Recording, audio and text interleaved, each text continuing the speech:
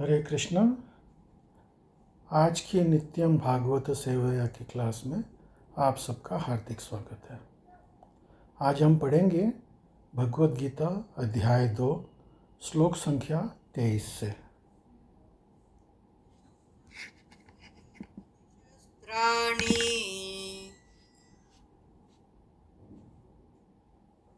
नैनं छिन्दन्ति शस्त्राणि नैनं दहति पावकः न चैनं क्लेदयन्त्यापो न शोषयति मारुतः। अनुवाद: ये आत्मा न तो कभी किसी शस्त्र द्वारा खंड खंड किया जा सकता है, न ही अग्नि द्वारा जलाया जा सकता है, न जल द्वारा भिगोया जा सकता है या वायु द्वारा सुखाया जा सकता है। तो यहाँ पे भगवान ये कह रहे हैं कि किसी भी शस्त्र से इस आत्मा का वध नहीं किया जा सकता, यह आत्मा को मारा नहीं जा सकता। चाहे वो अग्नि अस्त्र हो, किसी भी तरह का अग्नि अस्त्र, या कोई जल अस्त्र हो या वायु अस्त्र हो, किसी से भी न तो इसको भिगोया जा सकता है, न इसको सुखाया जा सकता है, न जलाया जा सकता है। तो इसका नाश तो संभव ही नहीं है। तात्पर्य पढ़ेंगे श्रील प्रभुपाद द्वारा। सारे हथियार, तलवार, अग्नेयास्त्र, वर्षा के अस्त्र, चक्रवात आदि आत्मा को मारने में असमर्थ हैं। तो आजकल जो भी हथियार जो भी प्रचलित हैं, उसमें से कोई भी अस्त्र आत्मा को नहीं मार सकता, वो सिर्फ शरीर की हानि कर सकता है। ऐसा प्रतीत होता है कि आधुनिक अग्नेयास्त्रों के अतिरिक्त मिट्टी, जल, वायु, आकाश आदि के भी अनेक प्रकार के हथियार होते थे। अभी हम लोग हर चीज़ का रिसर्च करते हैं। रिसर्च का मतलब जो था उसकी वापस से खोज, मतलब जो था हम से वो छूट गया था, अब हम उसको वापस से खोज कर रहे हैं, फिर भी हम पूरा खोज नहीं पाए हैं। यहाँ तक कि आधुनिक युग के नाभिकीय हथियारों की गणना भी अग्नेयास्त्रों में की जाती है, किंतु पूर्व काल में विभिन्न पर्वतीय तत्वों से बने हुए हथियार होते थे। अग्नेयास्त्र का मामला जल मतलब वरुण हथियार से किया जाता था, जो आधुनिक विज्ञान के लिए अज्ञात है। अभी हमने महाभारत में या रामायण में हमने देखा है कि अग्नियास्त्र चलाया जाता है और सामने से जलास्त्र चलाया जाता है उसको काउंटर करने के लिए। लेकिन आज के युग के अंदर अभी भी हम उससे वाकिफ़ नहीं हैं। अभी हम लोग जो भी अग्नियास्त्र चलाते हैं उसको काउंटर करने का हमारे पास कोई तरीका नहीं है। हमने अभी तक उस विज्ञान को खोज के नहीं निकाला है। आधुनिक विज्ञान को चक्रवात हथियारों का भी पता नहीं है। जो भी हो, आत्मा को न तो कभी खंड खंड किया जा सकता है, न ही किन्हीं वैज्ञानिक हथियारों से उसका संहार किया जा सकता है, चाहे उसकी संख्या कितनी ही क्यों न हो। तो आधुनिक हथियार आत्मा को नष्ट नहीं कर सकती। मायावादी इसकी व्याख्या नहीं कर सकते कि जीव किस प्रकार अपने अज्ञान के कारण उत्पन्न हुआ और तत्पश्चात माया की शक्ति से अवृत हो गया। न ही अधिक परमात्मा से जीवों को विलग न कर पाना संभव था।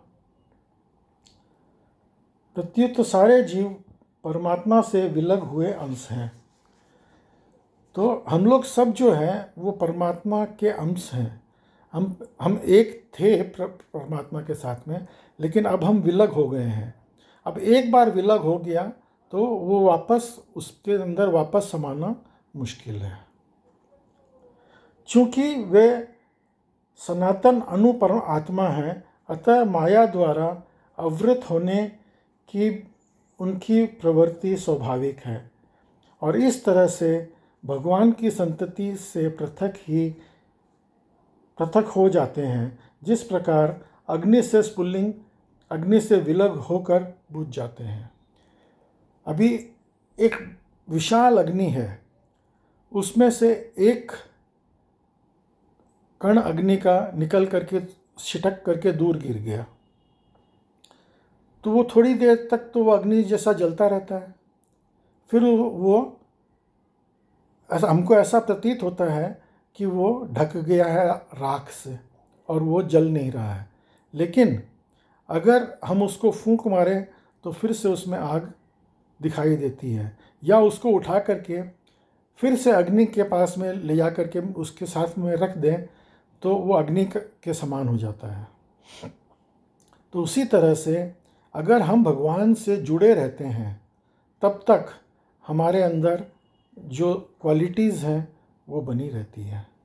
लेकिन अगर हम भगवान से विलग हो गए, जैसे अगर एक पेड़ से कोई पत्ता जब तक जुड़ा हुआ है, टहनी जब तक जुड़ी हुई है, वो हरी है, लेकिन जब वो टहनी अगर पेड़ से टूट गई तो क्या उसके अंदर फल फूल लग सकते हैं? चाहे उसको कितना भी अमृत से भी सींचो, लेकिन वो जो टूटी हुई टहनी है वो वापस से पेड़ नहीं बन सकती, वापस से फल फूल नहीं सकती। यद्यपि इन दोनों का गुण समान है, वराह पुराण में जीवों को परमात्मा का विभिन्न अंश कहा गया है। भगवत गीता के अनुसार भी वे शाश्वत स्वरूप से ऐसे ही हैं। अतः मोह से मुक्त होकर भी जीव पृथक अस्तित्व रखता है, जिसका कि कृष्ण द्वारा अर्जुन को दिए गए उपदेशों से स्पष्ट है। अर्जुन कृष्ण के उपदेश के कारण मुक्त हो गया, किंतु कभी भी कृष्ण से एकाकार नहीं हुआ। अभी अर्जुन ने भगवत गीता का उपदेश भगवान से पा करके मुक्त हो गया, लेकिन वो भगवान से एकाकार नहीं हुआ। हम देख रहे हैं कि वो भगवान से कभी भी एकाकार नहीं हुआ, कहीं पे भी इसका मेंशन नहीं है कि वो भगवान से एकाकार हो गया। तो इसी तरह से हम भी कभी भी भगवान से एकाकार नहीं हो सकते। अगला श्लोक पढ़ेंगे। अच्छेद्यो यमदाख्योऽयम् अक्लेद्यो शोष्य एव च नित्य सर्वगतस्ताणुर् अचलोऽयं सनातनः। अनुवाद: ये आत्मा अखंडित तथा अघुलनशील है, इसे न तो जलाया जा सकता है न ही सुखाया जा सकता है। यह शाश्वत, सर्वव्यापी, अविकारी, स्थित तथा सदैव एक सा रहने वाला है। तो ये सब भगवान की क्वालिटीज़ हैं कि भगवान शाश्वत हैं, भगवान सर्वव्यापी हैं, भगवान अविकारी हैं। तो उसी तरह से हमारी आत्मा भी जो है वो शाश्वत है, क्योंकि वो भगवान का अंश है। तात्पर्य पढ़ेंगे श्रील प्रभुपाद द्वारा। अणु आत्मा के इतने सारे गुण ही सिद्ध करते हैं कि आत्मा पूर्ण आत्मा का अणु अंश है और बिना किसी परिवर्तन के निरंतर उसी तरह बना रहता है। इस प्रसंग में अद्वैतवाद को व्याहत करना कठिन है, क्योंकि अणु आत्मा कभी भी परमात्मा के साथ मिलकर एक नहीं हो सकता। भौतिक कलमश से मुक्त होकर अणु आत्मा भगवान के तेज की किरणों की आध्यात्मिक स्फुल्लिंग बनकर रहना चाह सकता है, किंतु बुद्धिमान जीव तो भगवान की संगति करने के लिए वैकुंठ लोक में प्रवेश करते हैं। जैसे कि पहले बताया कि हम चाहें तो भगवान की जो ब्रह्म ज्योति है उसके अंदर विलीन हो सकते हैं, लेकिन हम वहाँ से वापस बाहर आ जाएंगे वहाँ पे बोर हो जाएंगे, किसी से बातचीत नहीं करेंगे। जैसे बोलते हैं कि man is a social animal, तो उसको हमेशा दूसरों से बात करने को चाहिए। तो हम वहाँ से बाहर आ जाएंगे और फिर से हमको यही कर्म बंधन में फंसना पड़ेगा। इसलिए भक्त लोग जो है वो सायुज्य मुक्ति को कभी भी नहीं लेना चाहते। वो चाहते हैं कि वो भगवान के धाम में, वैकुंठ में जाएं और भगवान की संगति करें, भगवान की सेवा करें। आगे बढ़ेंगे। सर्वगत शब्द महत्वपूर्ण है, क्योंकि इसमें कोई संशय नहीं है कि जीव भगवान की समग्र सृष्टि से फैले हुए हैं। वे जल, थल, वायु, पृथ्वी के भीतर तथा अग्नि के भीतर भी रहते हैं। जो ये मानते हैं कि वे अग्नि में स्वाहा हो जाता है, वो ठीक नहीं है, क्योंकि यहाँ कहा गया है कि आत्मा को अग्नि द्वारा जलाया नहीं जा सकता। अतः इसमें संदेह नहीं है कि सूर्यलोक में भी उपयुक्त प्राणी निवास करते हैं। यदि सूर्यलोक निर्जन हो तो सर्वगत शब्द निरर्थक हो जाता है। तो हम जैसे शरीर का अंतिम संस्कार करते हैं, वो शरीर का अंतिम संस्कार है, उसमें आत्मा कभी भी जलती नहीं है। तो अगर कोई ये समझे कि भाई अग्नि में हमने दाह संस्कार कर दिया तो आत्मा भी जल गई, उस चीज़ का यहाँ पे खंडन किया गया है। अगला श्लोक पढ़ेंगे। अव्यक्तोऽयमचिन्त्योऽयम् अविकार्योऽयमुच्यते तस्माद्देवं विदित्वैनं नानुशोचितुमर्हसि।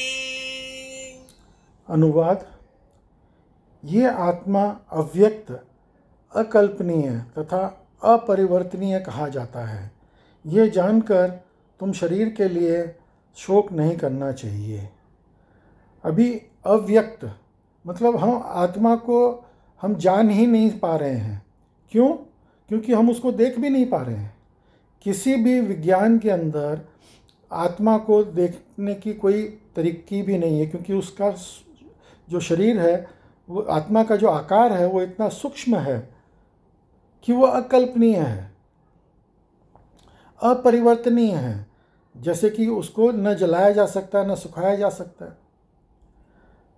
तो एक तरह से ये अदृश्य है।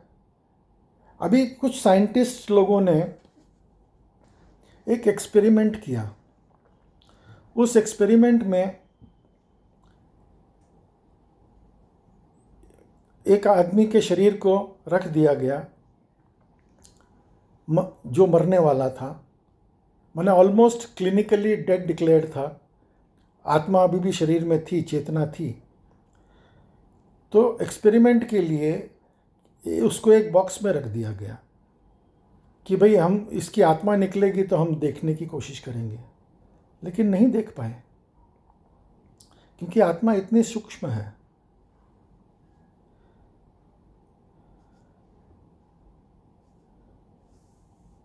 जैसा कि तात्पर्य पढ़ेंगे। जैसे कि पहले कहा जा चुका है, आत्मा इतनी सूक्ष्म है कि इसे सर्वाधिक शक्तिशाली सूक्ष्मदर्शी यंत्र से भी नहीं देखा जा सकता, अतः यह अदृश्य है।